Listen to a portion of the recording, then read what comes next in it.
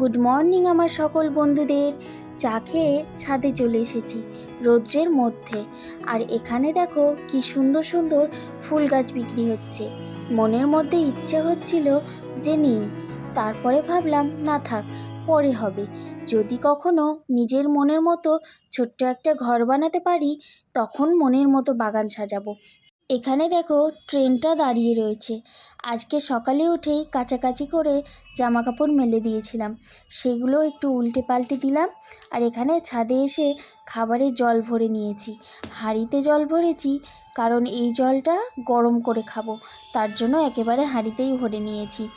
এবারে চলো নিচে যাই, নিচে গিয়ে বাকি যে কাজকর্ম সেইগুলো করব।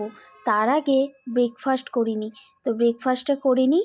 আর আজকে ব্রেকফাস্টে দেখো শসা কুচি, টমেটো কুচি, মূলো একেবারে স্যালাড বানিয়ে নিয়েছি। তো এখন এটাই হচ্ছে আমার ব্রেকফাস্ট।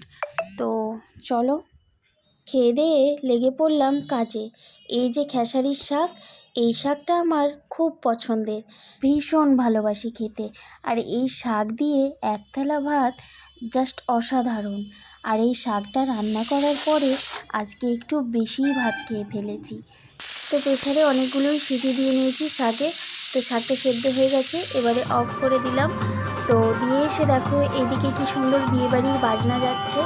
তো আমি একটু দেখতে লাগলাম ওদের নাচ। আর মাঝে মাঝে একটু মন খারাপও হচ্ছিল যে আমাদেরও কবে এরকম একটা বিয়েবাড়ি পাবো। খুব শীঘ্রই একটা বিয়েবাড়ির নেমন্তন্নও পেয়েছি। তো দেখা যাক, তোমাদের সাথে শেয়ার করবো সেগুলো। তো স্নান টান করে চলে এলাম পুজো করতে। আর সমস্ত কাজ টাজ কমপ্লিট করে যখন পুজো করতে বসি, মনে একটা আলাদাই শান্তি, একটা পজিটিভ এনার্জি মনে হয় চলে আসে।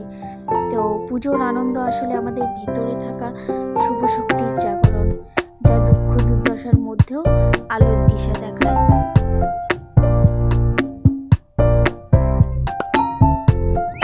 তো এই ফাঁকে আমি রান্নাও করে নিয়েছি, দেখো শাকটা। তো আজকে হয়েছিল বাঁধাকপির তরকারি, আর এই যে শাক, আর এখানে হচ্ছে একটু টক হয়েছিল। তো এই শাকটা দিয়ে ভাতটা খাবো। তো এই শাকটা আমার খুব পছন্দের, তোমাদেরকে আগেই বললাম। আমাকে যদি শুধু এই শাক আর ভাতটা দিয়ে দেয় আর কিচ্ছু লাগবে না। তো যাই হোক চলো।